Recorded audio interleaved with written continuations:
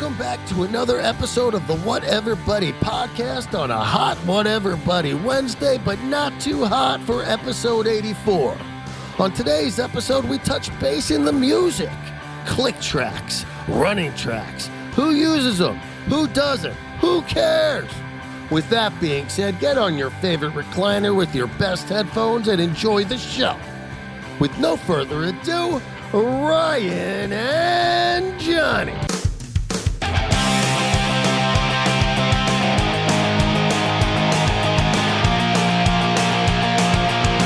Hello, welcome back to another episode of the Whatever Buddy podcast. Hey, that's right. Hey. Two guys wearing the same shirt. Oh shit! Look at that. You got the email. Did you look at that? The I got the text that said, "Yo, you doing a text tomorrow? Are you doing a pod tomorrow?" And I said, "Yeah, I'm wearing white." Who wore it better? You did, because my collar's weird. What's wrong with your collar? My neck's skinnier. I have a skinny neck. Neck's skinny. You got to do those neck ups. You got to beef that thing up. You're a drummer, don't you headbang? You should have like a headbanging neck. Talking about it's funny you should say I got a bang over today. Fucking rehearsal all over. Yeah. You know, when you headbang too much, you give yourself like whiplash, a bang over. Yeah, I've heard that. Yeah. You did that in rehearsal. So you were going hard in the paint in rehearsal. Yeah, we're getting road ready, buddy. Practice how you play. Practice how you play. Fucking head. Dude, I heard a long one. I heard something absolutely bonkers yesterday. And yeah, I just used the word bonkers. I'm bringing it back. Listen to this. Word. Do you remember the candy bonkers? Really good stuff. Vaguely I do. I couldn't tell you what they tasted like, but I remember the name. While you're talking, I'm going to Google it. Okay, but no, seriously, listen to this. They're doing a documentary on Little Richard, okay? It comes out in September. In the documentary, it says that he was so busy doing shows that sometimes James Brown would do shows for him and just like pretend that he was Little Richard. Is this true? It's part of the documentary. It's coming out September 4th. I guess shameless promotion, but how weird is that, dude? That's before before internet and cell phones for you. Fucking Little Richard. How is that possible? You're telling me the people in the front row wait a second. That's James Brown. I know the acid just kicked in. I went to go see Little Richard and James Brown is here. I'm so confused. I'm so confused. So if that's straight up legit true and everything though, like how talented, man. Maybe they just had AI back then. That was the first sign of the aliens. The holograms were out back then, you know. But they gave you the hologram of a different guy, you know. Yeah. So Crazy. my cousin, we're going to talk about my cousin today, and we're going to bring him on next time. I decided that I'm going to bring my cousin Michael on the show. Is that the one that I refer to as Cousin Wee Wee? Yeah. And the one that you refers to you as angry. The one that thinks I'm angry. Yeah. Hey, Michael, let's chat.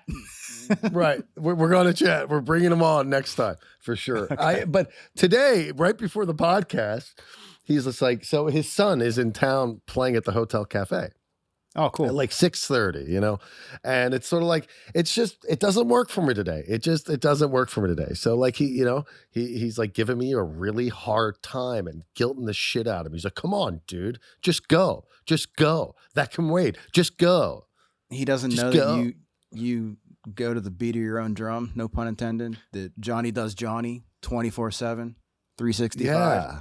And thinks about how like the show's at 6:30 in Hollywood. Yeah. You're asking me to come from the Valley at 5:30 in rush hour. So now I'm leaving at 5 to drive an hour and a half to meet a kid that was 1 when I met him last. I'm gonna have cousin Wee Wee's back on this one. I'm gonna have cousin Wee Wee's. Well, no, I'm saying cousin Wee Wee. I'm gonna have Michael's back on this one because he came from Philadelphia, and you can't make it from the Valley. Yeah. I mean, I'm saying that like things are tough. It's a tough time. You know, if it was at 9 o'clock, times are tough. Easier. Times are tough. You know, I mean, like, you know, I feel really bad, but like, let's say it was at 4 o'clock, and when we got done here, I could just like get in my car and go. I'd be like there, right? Because it'd be like I could make it part of the routine, but I gotta, break up what I have to do later. I mean, isn't that life, my dude? My guy? My man? Yeah, that's cool. If we want to throw guilt, Michael, were you at my last show in Philly with Ryan Harris? Let's ask that question. Oh, yeah. What's up now, Michael? What's up? Or Who's three, angry? Or three of them at Dobbs, or maybe the one under the Ben Franklin Bridge. Hey, Michael, you should have come to. You should have come to Dobbs, and then we would have went and gotten Lorenzo's pizza afterwards. Well, we went. Yeah, and then Ryan would have flown back early from the East Coast to go see your son play at the Hotel Cafe today. Yep. See? Yep. See how that works? See how I got myself out of that? Woo! Yeah. Yeah, man, you're a little too stoked. But if he was playing there next week, I'll be back in town next week. And I would have gone to Hotel Cafe. I like Hotel Cafe because you could park easy there. Shout out good parking. Wait, how do you figure it's right on Cahuenga? There's a garage behind it. Oh, what's it cost? $25 to park? Hey, man, got to eat, you know. Yeah, you got to eat. $25 gets me like 4 meals. Jesus yeah, the guy Christ. the guy that owns the garage, you know. Oh, yeah, he's eating like a fucking champ, that bitch. Yeah, dude. Yeah, that is a great investment. If you're going to fucking like a parking lot in Hollywood, think about that for a second. Yeah. It sounds nuts. Yeah, you just print money. You Well, do nothing. every now and then, every 5 years, you resurface, repaint, right? Yeah. And then you just get one dude out there to rip people off every night of the week. Legit question for you. Would you rather own a parking garage or a car wash? Parking garage. You think there's more profit in a parking garage than the car wash? I think there's less maintenance. Yeah, you got to get the soaps and you got less maintenance, less workers. Yeah. Less insurance. Now you got to be insure every car that goes through there. God forbid you rip off a windshield wiper. Yeah, fuck it. We're talking about parking garages. I hate to cut you off, but I feel like we might lose some listeners at the. We're trying to figure out the insurance on the parking garage. This is what happens. This is what happens when you wing it, my dude. You went away to Columbus last week. How'd that go?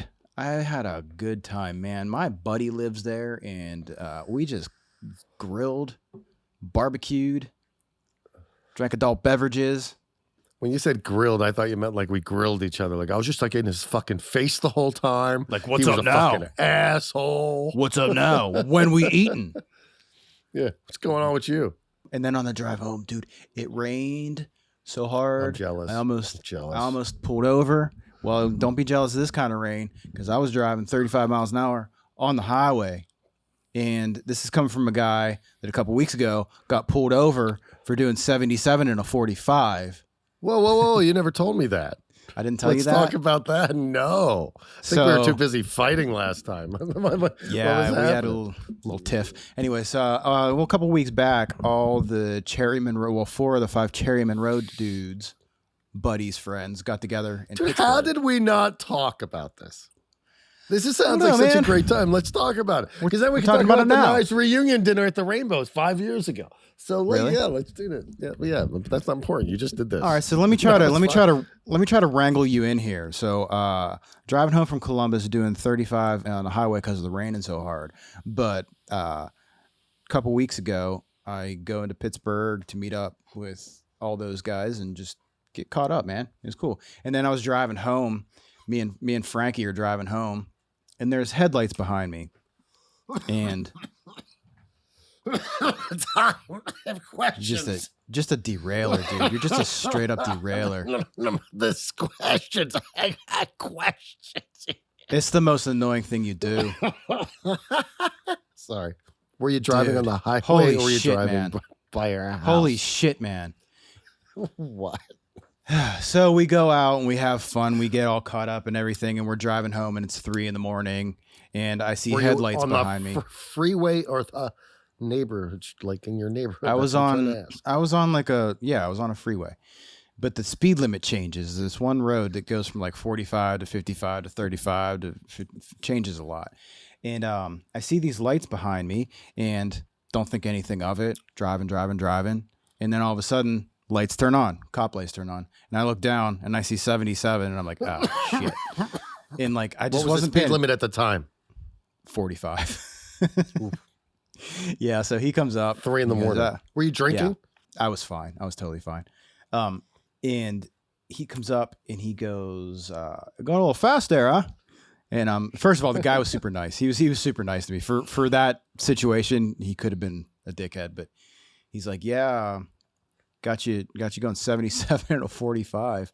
I was like, I'm sorry, sir. Like, I just wasn't really paying attention. It's late. I'm tired. I'm trying to get home, you know? By that point, I had spoken and I gave him my ID and everything.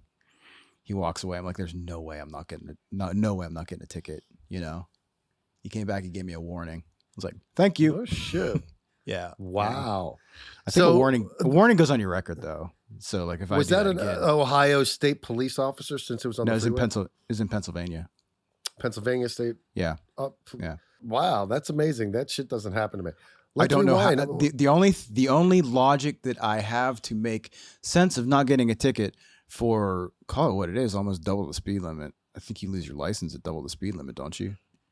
It wasn't double though. You would at 90 would have been double. Yeah, right, true, valid. But and he could have taken your license on the spot. Yeah, dude. Like it's really dumb. But I don't have any tickets on my record, and he was following me for a while. I didn't like just blow by him, you know. He was probably just seeing if you were drunk. Maybe, yeah. Seeing if you're like, dude, I've been seeing a lot of drunk drivers lately. Like shit, where it's just like, how is this happening? This guy, I pulled up. I think did I tell you this? Maybe I didn't tell you this. I might have told you this just like when we were doing the tour poster.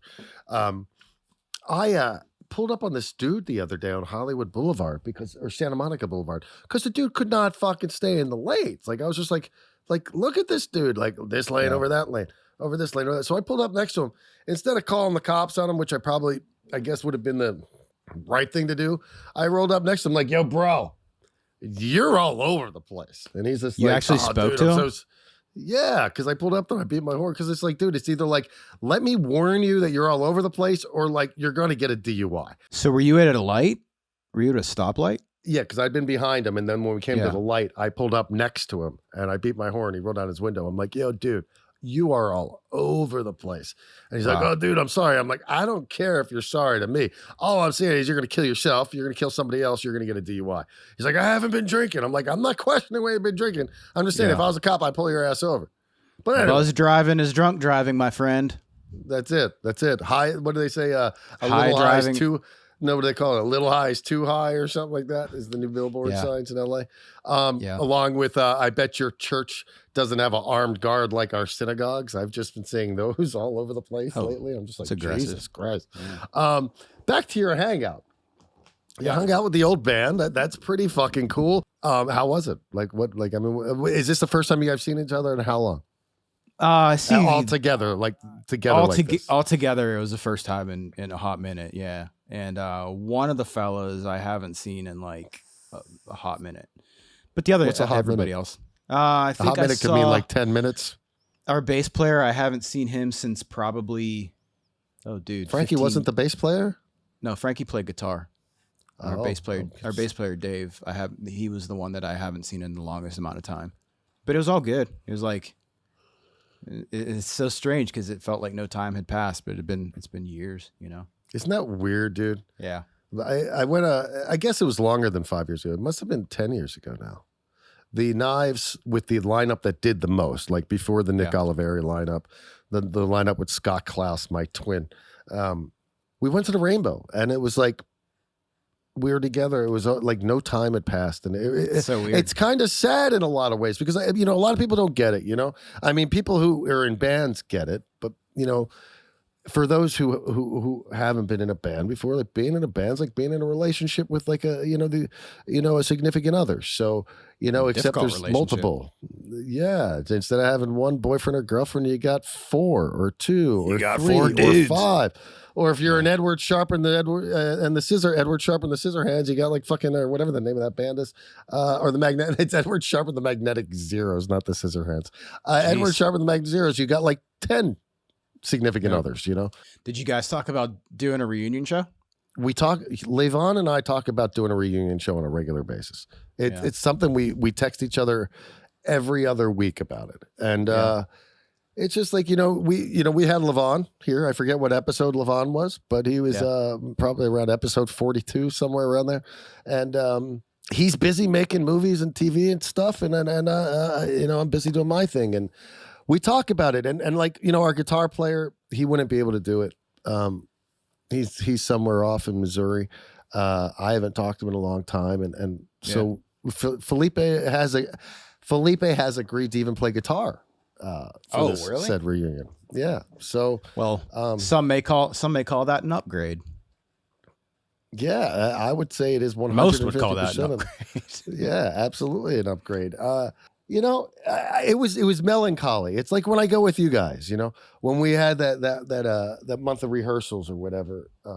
I was under a very stressful time for me, but just being around you guys, I was, dude, it's really weird. This morning, I'd been falling asleep early at night, and I woke up really early this morning for the second day in a row. And just this morning, I ended up watching Warner Drive videos from the Viper Room show that we did back in October, yeah. October 14th, if I'm correct. Whole show's on YouTube. Go check it out, peeps. Yep. Yeah, it is. It's pretty neat. I mean, I don't know, dude. It's just like anytime we do one of those types of things, or we do a festival over in Sweden, or whatever, maybe a show out in Denver. I don't know. I just miss you guys a lot when it comes to the band stuff, because that band was different than any of the other bands for me, in the sense that it truly, we were a band and did so much traveling for so long that it truly felt like a family. And because there was never a breakup and the band never broke up, there was bickering and fighting and people mad here and there, whatever. But ultimately, no different than a family. I don't know, something different about that band than any other band that I've been in my entire life. I will say that. It's weird. It was definitely. I stumped you, huh? Well, I'm trying to like grasp the feeling of like, a lot of time had passed, but it felt like no time had passed, and that's just a testament to like how much time that we spent around each other at that time. Well, that's what they say. Close friends, when you could be separated forever, but like when you get back together, it's as if like no time had passed. Like, yeah. It's the thing that about that kind of stuff that's intense is like, when you do stuff like that, I'll speak for myself. I'm always like, man, we got to do that shit more often, but life just gets in the way, and like you just can't do that stuff all the time. Let me ask you, if there was one thing if there was one thing in touring that sucked, that wasn't the act of touring, and I'm not talking about shitting on the road as the answer. I'm talking, if there was one thing about touring that gave you the most stress and anxiety, okay, what would that be? The travel, for sure. Okay, I'm going to take that a step further, because I was thinking about this morning, and I know you're going to agree with me. I know you're going to agree with me. How many full days? How many full days of your follow up question? How many full days of your life have been spent just sitting and transporting? It's an interesting way of putting it. I've never really thought of it that way. Add up the time that you've spent traveling. Way more time than playing music. Probably, because each drive is definitely do a 7-hour drive to do a 1 hour show. 1 hour show on average. Yeah, you know what I mean. But stress. What is the most stressful part about touring? So I'm a clean freak, and me showering, making sure that I have like my comfort is probably. Okay. I got that. That's stressful. Traveling's not stressful; it's just boring or not fun, But for me, the most stressful thing about any tour, unless I've been on tour and I came back and I never unpacked, it's getting ready for a tour. The month leading up to a tour, the weeks leading up to a tour, especially since we haven't done a tour since November, I am just stressed out about getting ready to go. I'm fine once I land at the airport. Yeah. It's just the fucking stress leaving the house, making sure I have everything. Did I cover all the bills? Did I park my car in a place where I'm not going to get towed? Like just all the shit. Oh, by the way, is everything covered? Did all the shows been advanced? Is this? Did I get drumsticks? It's just like the list is so crazy. Yeah. And like if you're doing it regular, you get into a system where there was a time in my life where I'd go out for a week or two, and I'd have my suitcase with me, and I'd come back, and I had a second suitcase in the back of my car, and I would do laundry, repack. I didn't even have to go home, go out for another week, whatever. It's just easy. And then like, if you stop doing that and then you have to now all of a sudden go out for a tour, then the packing takes longer. Yeah, like I knew that the first half of the year was going to be all business, you know? It's just, it gets you out of practice. Remember the first fucking trip after fucking pandemic? Like that, packing for that tour was like, oh my God, that I didn't show know what the fuck I was doing. that you were just talking Oh my about, that show we did at the Viper Room that you were just talking about was my first show since the pandemic. Was it really? Yes. And wow. I had to like reteach myself the whole process. Yeah, like, right? Setting my gear up and like, obviously I had to relearn the songs, but I mean like also like, can I perform these now? Because, you know, performing a song is different than just knowing it and playing it, you know, like performing a song, like if you're thinking about what you're playing when you're performing it, then you didn't practice enough, in my opinion. I don't know if that's true, man. Because there's always something in a set or a song that has me. Like, for example, there's a new song on the album that we're playing live, and the drum fill's great, but fucking for whatever reason, going into that drum fill, I can play it. I recorded it, and I play it all the time. But sometimes I'll think about it. It's kind of like when we used to play the Shocker and Water Drive. I'd always fucking think about that one part, and I'd always fuck it up. And it's kind of like I go into this one drum fill, and I'm like, oh, too much. Here it comes. Oh, I fucking did it again. Duh! You know, go to the YouTube and you can see visually what goes on in Johnny's brain when he's playing drums. Yeah, I mean that's just my life. That's just chaos. I didn't say you can't. I didn't say you can't improvise and change things. I'm just saying that like. No, I don't improvise or change things. These are parts that I play. I just fucking I'll push the envelope on something that I recorded, right? Yeah. And I'll put in a drum fill somewhere, and I'm real proud of myself. And then it comes, and I'm like, I overthink it. I just overthink it. Maybe you need to run tracks, bro. Fuck off. You know what's funny, dude? I thought about this today. This is the most amazing thing ever. This is why I love playing in a band with Felipe, because it wasn't always like this in the Mercury rides. We definitely would never use tracks, but like we're on and off with playing live to a click. Yeah. And we've been rehearsing a lot to a click. But the problem with the click is it does keep the time the same every time, and that's fucking great. It really is awesome. I don't put those in the same category. What, click and track? Click. Playing to a click and tracks? Playing to a click and playing to tracks. I think those are two different things. Oh, completely two different things. I was going to say, I thought you said you put them in the same category, and like now we're going to have a big debate. Not at all. No, but what it does do is this. We were talking about this in rehearsal, and this is why I love playing with Felipe, because there's like, you know what, dude, I think I want to play live with no click. And I'm like, I fucking love this guy, because since 2008 when I joined Water Drive, it was like you either play to a click live or you don't play at all. And it's like, so like, it's great. So it wasn't said to me that way, but I'm just throwing in some little Cookie Monster stuff. You're also you're 4-piece, but you have 3 instruments. And that's a lot easier to keep tight as opposed to having, five piece or whatever. Or four instruments in that band.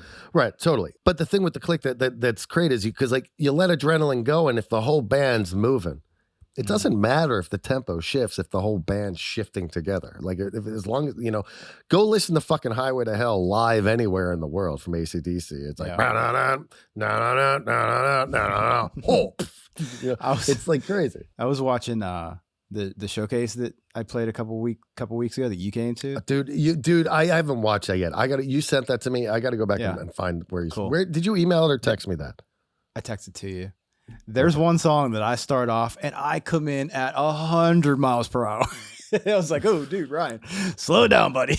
That's fun. Do you guys use tracks? No, we don't use anything. We don't play to a click either. So that's great. See, like I'm stoked to get out of the click. We're gonna rehearse to a click. I don't have a problem with it though. Like click doesn't bother me, and tracks to an extent don't bother me. Well, the problem with the click that I was getting to is that like if the band starts moving with adrenaline, and we were talking about this yesterday because it happened yesterday. It's like I pull everybody back and everybody comes back, but it doesn't feel good. And I'll tell you what else it does. I mean? I tell you what else it does. If the the drummer is on the click or if the drummer's on a track and anything else happens, you know exactly whose fault it was. That's not necessarily true. That's not true at all. Okay, that how is do a you think fucking false statement. How so? Let me tell you why. Click track. I can't tell you how many times we'd start a fucking Mercury Ride show and we've got the click going. Felipe kicks in, feels the love of the crowd, and it goes, and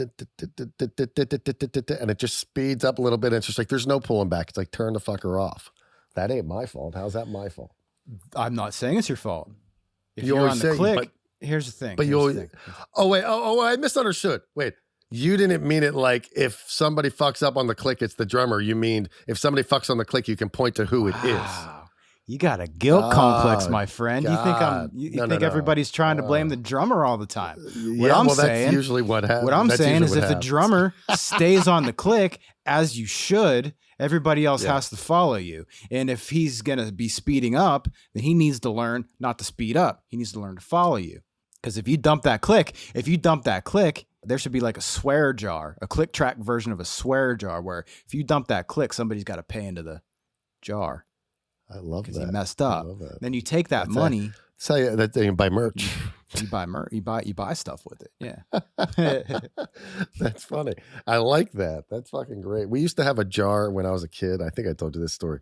When my first band with Chad, Huey, Austin, Shepard, we used to each put $2 a week into our band fund.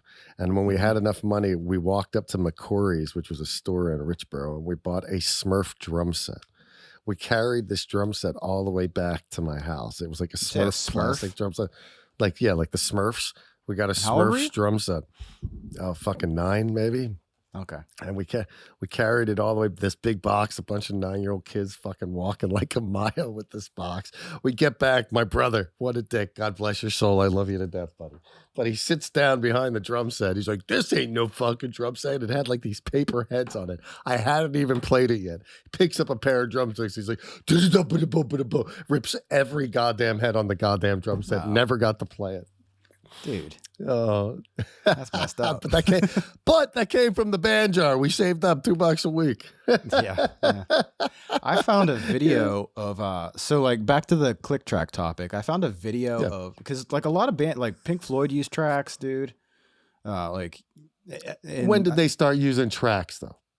Well, I mean, like listen to The Wall. They have like chimes. They had like a 20-piece band though. They didn't use tracks, did they? I'm Googling that. Don't bother. I'll pull it up. So this is a list it's called 7 famous bands that use click track live. Number 1, Pink Floyd. Pink Floyd, despite being known for their spaced out sound and heavy use of improvisation, Pink Floyd were actually one of the earliest bands to start using a click track live. Well, that says click track. But then number 2 is U2, and they have this video of what they're actually hearing. And I thought this was interesting. So like obviously U2, they have like massive production. And I think whenever you have massive production and like other things like lighting and all that stage shifting going on, like you have to have something reining you in, you know? Can we see that video? I'm kind of curious. Yeah. So this is actual in-ears of what the Edge hears while he's playing. Have you ever heard the what time is it in the world? Eric Singer's in-ears? Edge. No, that'd be interesting. Where are we going? See 1, here, 2, listen. 3, 4. And all the backup vocals. Yeah. 1, 2, 1, 2, 3, 4.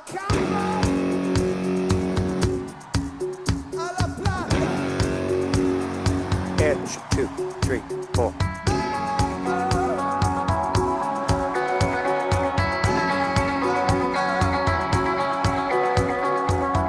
That is wild. Yeah, it's pretty cool. Bass 2, 3, 4. Bass. 1, 2, 1, 2, 3, 4. And they're in. So I have a question. Pretty cool though. Are they just cues or is it because there's tracks? Because I can understand why they have that in a huge. They play those huge circle fucking stadium things, and like they're nowhere near each other, and it But granted, they have monitor mixes, so like playing is playing. If you can hear the band, you should be able to play. So, is that because of tracks, or is that just because, hey guys, we don't want you to fuck up when you're coming in? That's their guide. That's their guide, and it just keeps them all on the same page. Like you said, I mean, they're. Was there a click on that? They're 50 yards apart, probably a lot of time. No, I think that's just cool. I don't know. That's not cheating, man. Whatever. Was it you who wanted to talk to me about you had a thing to say about Eddie Trunk and the Archie from Santa Cruz thing? Was that you? Well, that was terrible. That's an example of using. Was tracks that you to, though? Somebody came to me the other day and said, "I want to talk to you about that," and they were going to defend Archie. Was that not you? Absolutely not. Who the hell did that? Because there's no defending that shit. No. Whenever your lead singer turns around and his vocal continues, then you got to practice more. I look forward to the day I'm on a festival with Santa Cruz. I just want to stand on the side of the stage and just see what the real deal is. And be like, I just made the comment. I don't have a problem with click track. He was a nice dude. Listen, I just want to say, anytime we met him, he was a nice guy. Johnny the Interrupter. I don't have a problem with a click track. I don't have a problem with running tracks whenever it's like not instruments. You can't have instruments on the tracks. All right. So let me ask you this. Yeah. I know somebody who plays in a band. Okay. It's a singer with his electric guitar and a drummer, and everything else is on tracks. Yeah, Bass, I hate that. Vocals, everything. I hate that. Everything. I hate that. Now, could you consider that karaoke almost? No, because the person I'm assuming is still playing their instrument and is still singing and has a great voice. Voice. Here's why I say I hate that in that topic, because like it would be confusing to go and see a live show, hear bass, and not see a bass player. It's like one time someone we know was playing a show and there's a lead guitar solo going on and all the players are playing chords.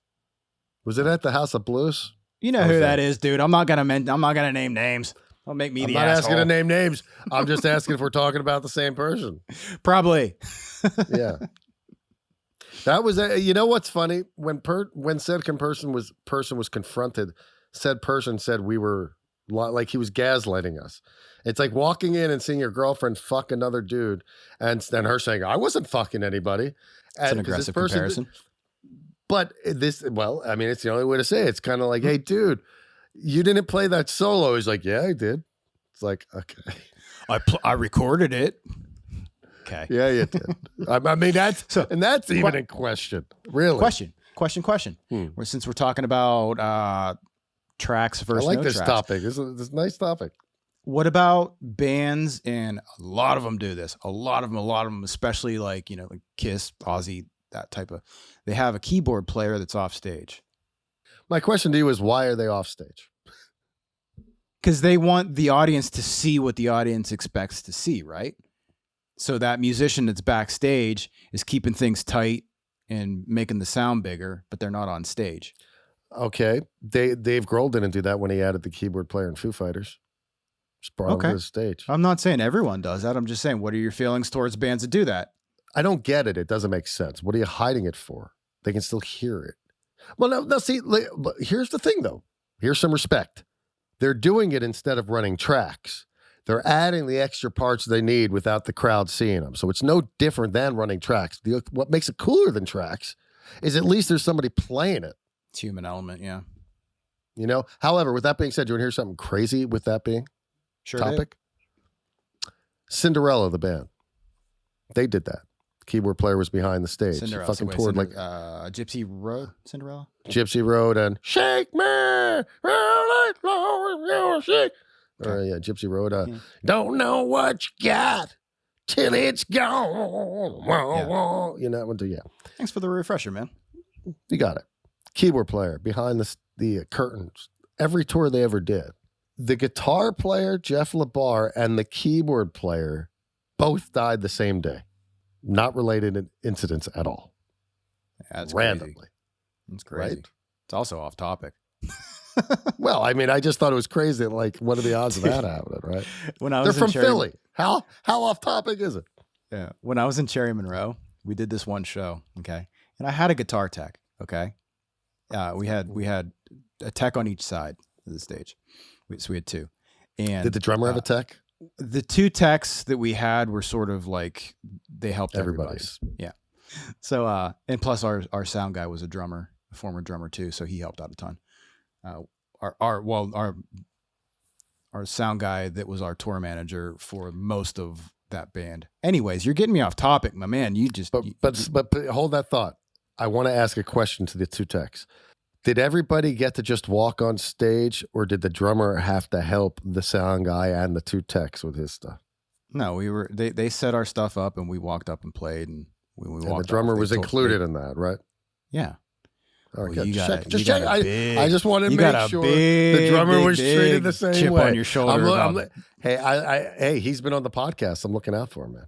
Yeah. Anyways, my point, Johnny the Interrupter, was we're playing. Interrupters. We're playing the show, and the next day I get a message from someone I don't know, and it's like, "You guys are so full of shit. I saw the guy behind this particular show. There was a curtain. I saw the guy behind the curtain playing your guitar parts for you, this and that." And I'm like, "Is that true? Or is that the tech?" No, it was my tech tuning my guitar. It's like, that's funny.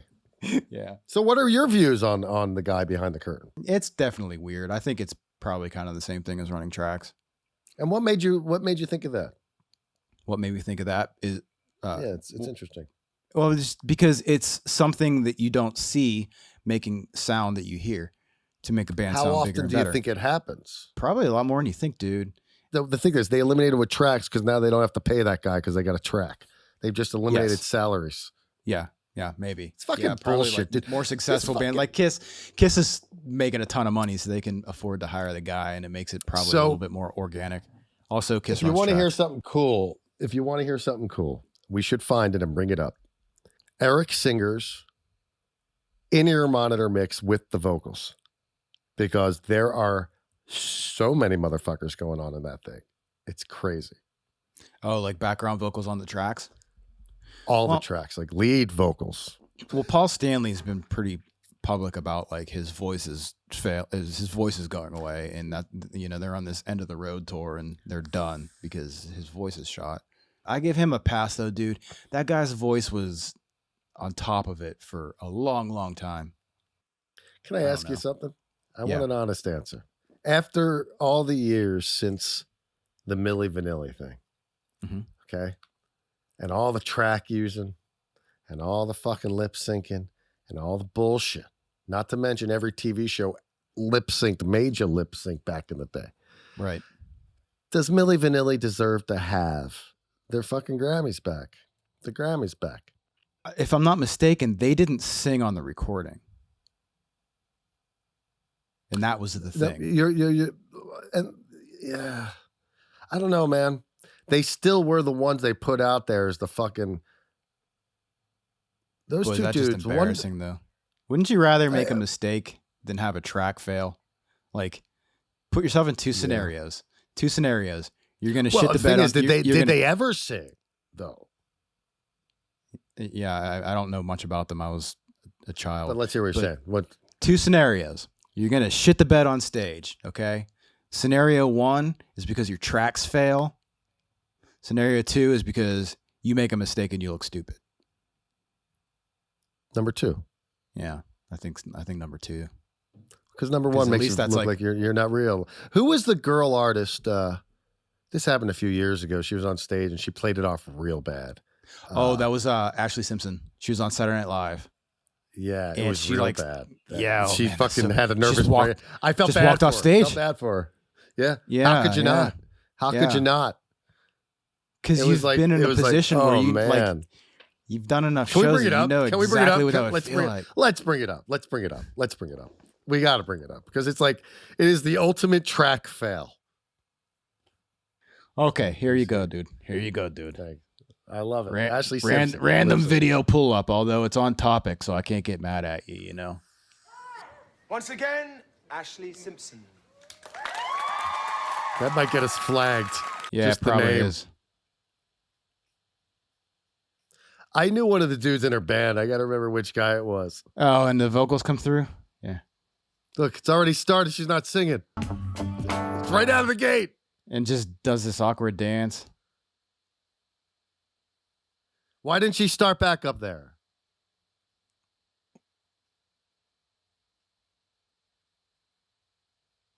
Wow, how awkward, dude. Like, so many things about that. Why isn't she singing? Then she just walks off. Her poor band. Like, it was right out of the gate. Yeah. It was right out of the gate. It's the worst. She missed the fucking start of the song. But then here's the weird thing. Why it wasn't as bad though, because she should have just started singing because it was there for her to sing. Why didn't she just start singing when it was supposed to sing? Unless it was like the wrong. I think there might have been. She might have. Of course, she's going to say whatever, but she said that like the drummer started the wrong song. That's the only thing that could be possible. The only thing.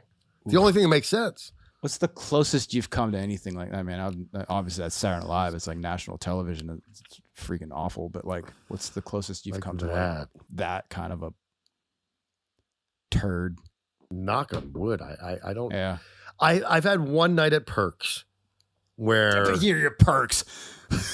I know, but like it cover was gig. one of those nights.